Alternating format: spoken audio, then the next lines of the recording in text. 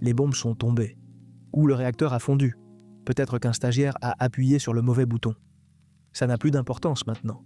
Ce qui compte, c'est que l'air a un goût de métal et que cette éruption bizarre sur ton bras commence à ressembler à un troisième coude. Les villes sont silencieuses.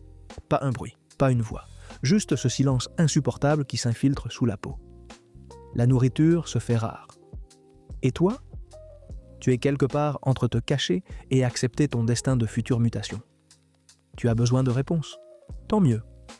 Parce qu'on va apprendre la science de la survie nucléaire maintenant, le genre sale, avec du ruban adhésif et du désespoir. Si tu dois mourir, au moins meurs instruit. Je suis là dans mon abri, j'entends le craquement léger des poutres en bois au-dessus de moi, et je me demande combien de gens là dehors n'ont même pas survécu aux premières 24 heures. L'obscurité ici en bas est presque accueillante comparée à ce qui attend dehors. Parlons d'abord de ce qui essaie de te tuer, la radiation. Elle est invisible, sans goût, et elle se décline en 3 saveurs, alpha, bêta et gamma. Je m'appuie contre le mur de béton froid et j'essaie d'imaginer ces minuscules tueurs qui flottent dans l'air. Les particules alpha sont volumineuses, arrêtées par ta peau ou un morceau de papier. Mignon, non ? Sauf si tu les respires.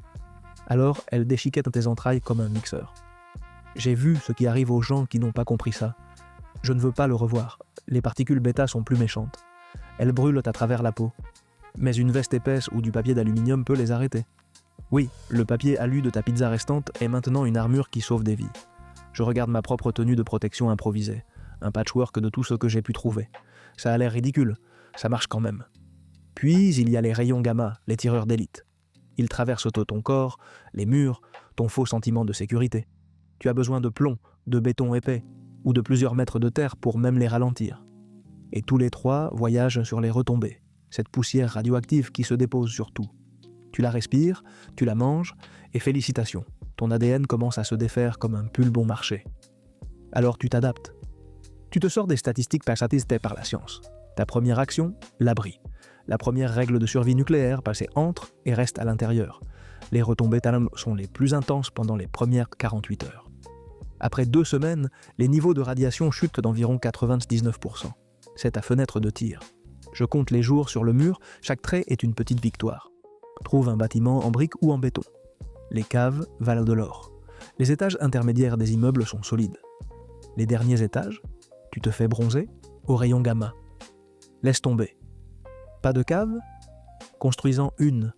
Entasse de la terre, des livres, des meubles, tout ce qui est dense contre les murs. La radiation s'affaiblit avec la distance et la masse.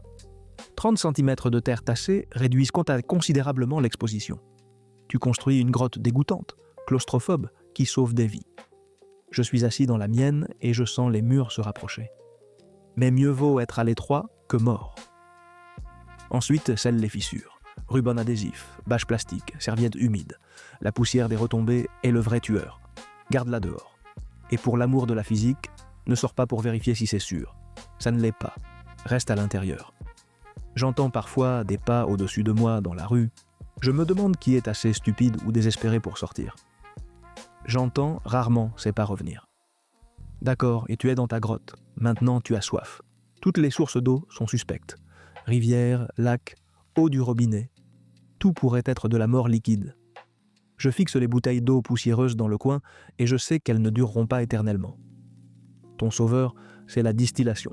Tu vois, la radiation contamine l'eau avec des particules, mais la vapeur ne transporte pas de particules. Quand l'eau s'évapore, elle laisse les saletés derrière. L'H2O pur monte.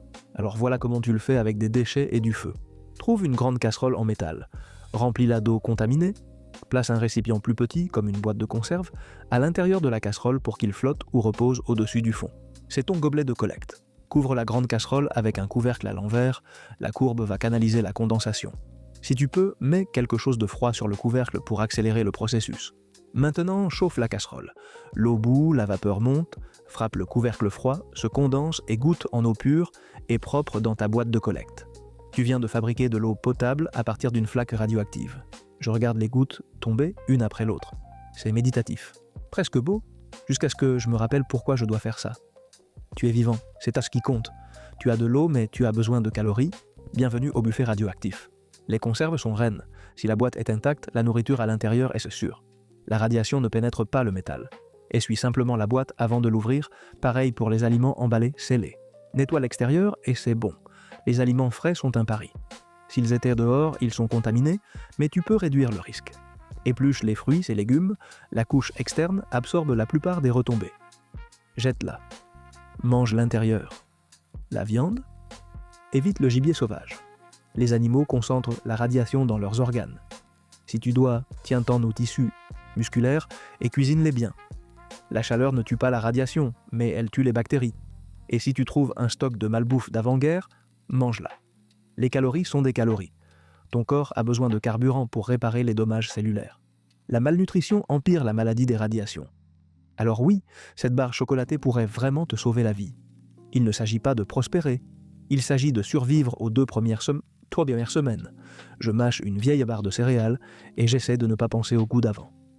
À l'époque où la nourriture était plus que juste de la survie, parce que la science que tu apprends maintenant détermine si tu pourras te battre un jour de plus. Reste intelligent, reste vivant. Tu dois sortir, pillage, relocalisation, peut-être juste pour échapper à la fièvre de la cabane. Quelle que soit la raison, tu as besoin de protection. Pense à ça comme un cosplay hazmat fait maison. J'enfile mon équipement et je sens chaque couche m'isoler du monde extérieur. Couvre chaque centimètre de peau. Manches longues, pantalon, gants, bottes. Maintenant, prends le ruban adhésif. Scelle les espaces à tes poignets, chevilles et au cou. Les particules de retombées sur ta peau causent des brûlures. Garde-les loin. Masque-toi. Un respirateur est idéal. Tu n'en as pas? Utilise un masque en tissu. Un bandana, un t-shirt. Humidifie-le. L'humidité piège la poussière que tu ne dois absolument pas respirer. Tes poumons n'ont pas de bouton retour. Lunettes de protection, lunettes de natation, lunettes de sécurité. Même des lunettes de soleil valent mieux que rien. Protège tes yeux. Maintenant, une couche externe. Un sac poubelle ou une bâche en plastique, portée comme un poncho. C'est un bouclier jetable entre toi et la poussière. Quand tu reviens, tu l'enlèves dehors devant l'abri. Laisse la contamination à la porte. Ce rituel de décontamination n'est pas négociable. Avant de rentrer, couches externes enlevées. Essuie toute peau exposée avec un chiffon humide. Tu ne stérilises pas. Tu retires les minuscules particules radioactives qui vont te tuer de l'intérieur. Je me tiens devant l'entrée de mon bunker et j'accomplis ce rituel pour la 100e fois. Chaque mouvement est devenu routine. La routine me garde en vie. Tu n'as rien de tout ça, ta seule protection est la vitesse. Bouge vite, entre, sors. Le temps, c'est ta vie. Alors, comment détecter le tueur invisible? Un compteur Geiger est un luxe, tu improvises. D'abord, utilise tes yeux. Les retombées sont visibles. C'est une fine poussière grisâtre déposée sur les voitures, sur les toits, sur le sol. Tu la vois? C'est ton drapeau rouge. Ne la touche pas. Ne respire pas près d'elle. Deuxièmement, vérifie le vent. Les retombées se dérivent. Tu sais où était l'explosion? Reste face au vent. Observe comment la fumée se déplace, comment la poussière souffle. C'est la rivière invisible de la mort. Je me tiens parfois au bord de la fenêtre et j'observe les nuages de poussière au loin. J'essaie de deviner où ils vont, où je ne devrais pas aller. Troisièmement, fais attention à ce qui manque, les animaux. Les oiseaux qui tombent time du ciel, pas d'insectes. La nature est ton système d'alerte précoce. S'il meurt, tu attaques le prochain. Et le dernier capteur, ton propre corps. Nausées, vomissements, diarrhée dans les heures suivant une sortie. Ce n'est pas la grippe, c'est le mal aigu des radiations. Tu as pris une dose sérieuse. Il n'y a pas de remède ici dehors. Mais savoir t'aide à prendre la prochaine décision. Tu continues ou tu te retranches? C'est un calcul sinistre, mais un que tu dois faire. Survis aux retombées, et tu entres dans la phase suivante, la combustion lente. La radiation ne te tue pas seulement vite, elle t'attrape avec le cancer, l'insuffisance organique, des années plus tard. Alors, comment combattes-tu un fantôme? Si tu trouves des comprimés d'iodure de potassium, tu les prends immédiatement. Ils inondent ta thyroïde d'iode sûre, bloquant le type radioactif. Ça ne protège que ta thyroïde, mais c'est une victoire majeure. Ensuite, les antioxydants. La radiation crée le chaos dans tes cellules. Les antioxydants sont l'équipe de nettoyage. Vitamine C, vitamine E.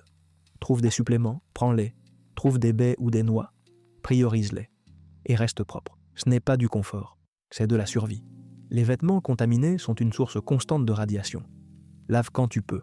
Garde ton abri propre. Chaque particule que tu retires est une petite victoire. J'ai une pile de vêtements sales dans le coin que je n'ai pas encore lavé. Je les regarde et je sais que je devrais. Mais l'eau est précieuse. Tout est un compromis. Et peut-être le plus important, trouve d'autres gens, La radiation est un tueur solitaire, mais la survie est un sport d'équipe. Mets en commun les connaissances, partage les provisions. Ne sois pas un héros, sois intelligent.